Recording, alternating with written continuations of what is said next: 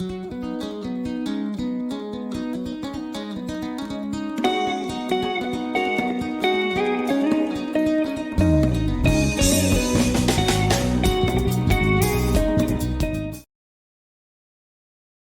and welcome as we continue with our work in Form 1. Remember, last time we just finished looking at the Chinese civilization. We had a wonderful encounter there, whereby we met with strange names, just as we met with those names during the Aztec Empire. Remember that? Yeah, so we did with the Chinese Empire. So the trick behind it is that you are not supposed to memorize the names, but know exactly the flow of events. The Shang dynasty, the Zhou dynasty, what were their contributions to the Chinese civilization, things like those. And again, the advantage of this is that when you miss the concept, you can always go back and replay and see how you do it. So it is always good, and many people, many of your friends, they are really talking good about it. To say sometimes they were in class, they did not understand it very well, then they go back to the DVD and play it, then they are able to capture the concepts. Sometimes you are reading or you were studying, you find that you did not understand very well what you were studying. So it's just a matter of getting the DVD and playing it, then you are able to understand it and compare those things. So the end result of it all is that you are going to master these things. They are going to be part of you. So let us continue with our business today, that is the Mali Kingdom in West Africa. So Mali Kingdom, it was given a number of names like Mali Empire of the Mandingo, or like the Mandingo people, they called it Nieni, or in English Niani. So historically, it was referred to as the Manden Kulfaba, and was a West African empire of the Malinke people from 1230 to 1600 AD. So this kingdom or empire, it existed between these years, that is 1230 to 1600 AD. That was when there was that flourishing empire of Mali. So Mali was recorded as the name of the empire by the Moroccan traveler by the name Ibn Battuta. He talked a lot about it. He wrote a lot about this empire. So he visited there between 1368 and 1369. That's when he visited that empire. And also Shihab al-Umari in 1384 AD. So there then the name of the empire was Nieni,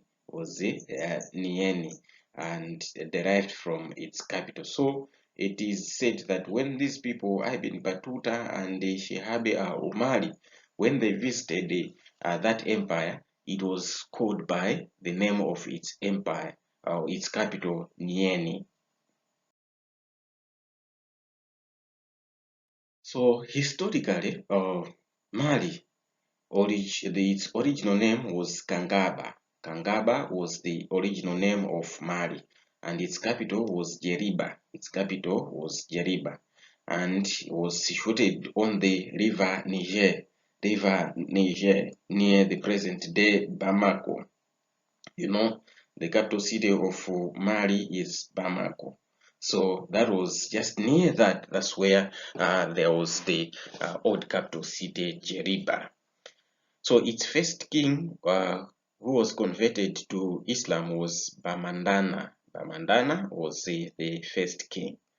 So before 1000 AD, the Malinke people of Kangaba, they lived in villages and they were ruled by chiefs that were called Dugutigi. to Gutigi, where the kings that ruled the Kangaba around or before the 1000 AD.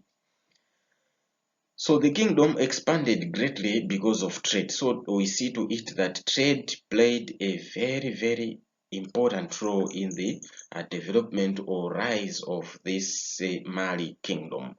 So the Kangaba traders, they took gold from Wangara to Ghana. So they were getting gold, which they were trading it to the external people.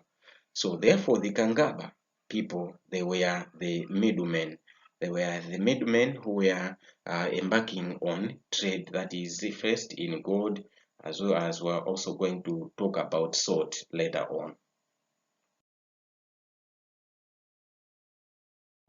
So let us look at the contributions of Sundiata Keita to the emergence of Mali. So the rise of Mali go hand in hand with the Sundiata Keita. So let us see what Sundiata Keita contributed to the rise of Mali. So Sundiata Keita, his real name was Marijata. Marijata was his real name, and his brother was Dankaran Toman. Dankaran Toman was his brother. So Sundiata was born a cripple, and for this reason he was spared by the murderers Sumanguru. So one of the leaders of another territory was Sumanguru. So at one point in time, Sumanguru came to the Mandingo village and killed all the people and spared Marijata, that is Sundiata, because he was crippled. So Sundiata recovered from his illness and began using his legs when he was a grown-up boy. So we are saying that he was born a crippled, but in the passage of time, it happened that he was healed from that illness and he started using his legs. So as a cripple or as a crippled, he learned to accept great difficulties, and also he learned also to fight without using his legs. So he had a strong heart, this man. So after recovery, he became a great fighter and an athlete. So after recovery, because he learned a lot during that time of his problems, then he became a great fighter. So because Sundiata became a great fighter, then it made his brother Dankaran, we have said Dankaran, to fear him, and later he exiled Sundiata along with his mother. But however, that was too late. He was already a man who was very powerful by that time.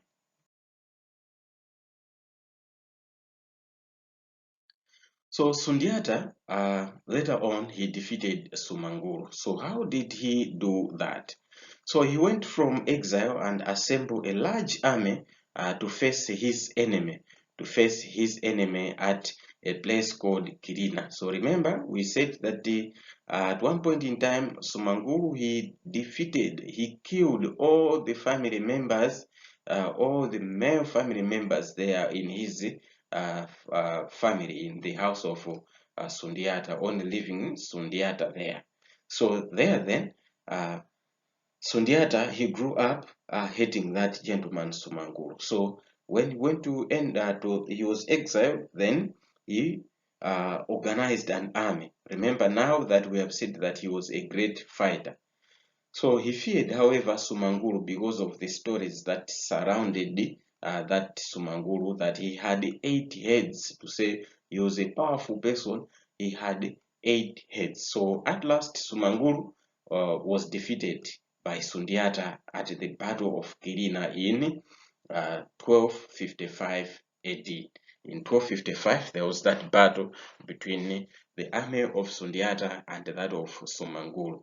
So Mali is the name that was given to the empire by the Arab travelers. So the Arab travelers, they were the ones who gave the name Mali as that empire. So it means the place where the kings live, the place where the kings live. So Mali, the Mali people, they gave their king the title Mansa. So the title of the rulers were Mansa. So in 1235, Sundiata was the Masa, was the first Mansa, we can say so.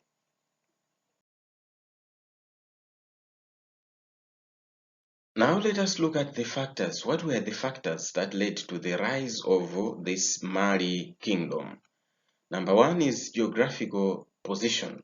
So they were practicing good farming. So there was good farming land that ensured food, and it led to the increased population and a powerful army. So the kingdom was less vulnerable to the attacks from the desert tribes. So the desert tribes that we are talking about, they were the Sanhaja as well as the Tuaregs. The Tuaregs as well as the Sanhaja, they were the desert tribes. Another factor for the rise of Mali is unity in Islam. So it was targeted by Islamic jihads. It was not targeted by the Islamic jihads, those people who were fighting to convert people into Islam, because Mali itself was a Muslim country. So Mali, from its inception, from its beginning, it all started as a Muslim country. As a result, it was not affected by the jihads or Muslim raids. So the first person to embrace this religion was Masa Musa. Masa Musa. So this fact facilitated trade and smooth running of its kingdom. So with that, then there was easy trade and easy movement and easy running of the government of Mali. Also, expansion of trade, it led to the rise of Mali. So Sundiata, he moved the capital from Jeriba to Niani. He removed that capital from Jeriba to Niani to attract the trans-Saharan trade, to position itself on the trade route. So Niani became Mali. So Niani later became Mali. And the main trade centers were Timbuktu, Niani, and Gao. Those were the main trading center in the Mali kingdom. So later, he expanded the kingdom to the areas which were useful to Mali's trade. So, for example, he expanded to the territory, the gold-producing area of Wangara. So he expanded the kingdom from Timbuktu, Niani, and Gao to Wangara because there was gold there. And he also expanded the empire to Takeda and Tagaza. These two territories, they were salt producing and copper producing territories. So he expanded the kingdoms systematically, not just having the big territory, no, but it was systematic or purposeful, where the places they could be useful to Mali, especially on trade, because we are saying here that Mali grew up as a trade territory and they are positioning themselves into the trade centers or the trade routes. So all those places that were useful, maybe they could produce the trade items, those places that were brought under the influence of Mali.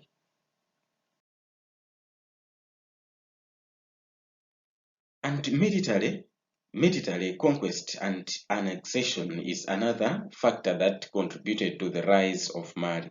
So Sundiata conquered and annexed other areas like Kananga, Ghana in 1240. And later he left the job of the expansion in the hands of his generals. So his generals, they conquered gold-producing areas like Bambuk and Wangara, just as we have mentioned there, that Wangara was the gold-producing area. So he conquered that one.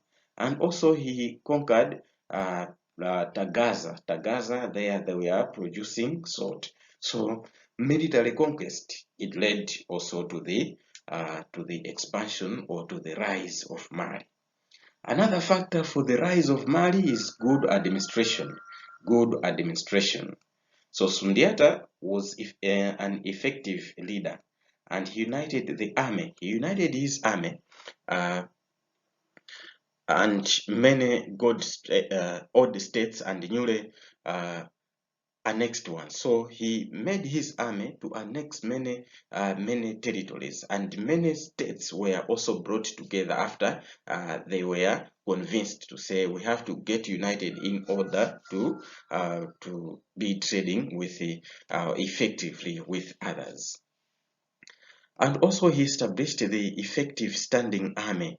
So this standing army, it was really useful in the expansion of that kingdom. So the war leaders were appointed as the governors in the provinces. Hence, they exercised effective control over the rebellions. So all those who were the army leaders, those ones, they were given as the governors in the conquered areas. So as such, we see to it that like Sundiata here, he was not piling just everything on himself. He was able to share the administration to others. So we see here that the army generals, they were given mandate to rule in other conquered areas. So let us look also at the contributions of Mansa Musa. Mansa Musa was another leader in Mali.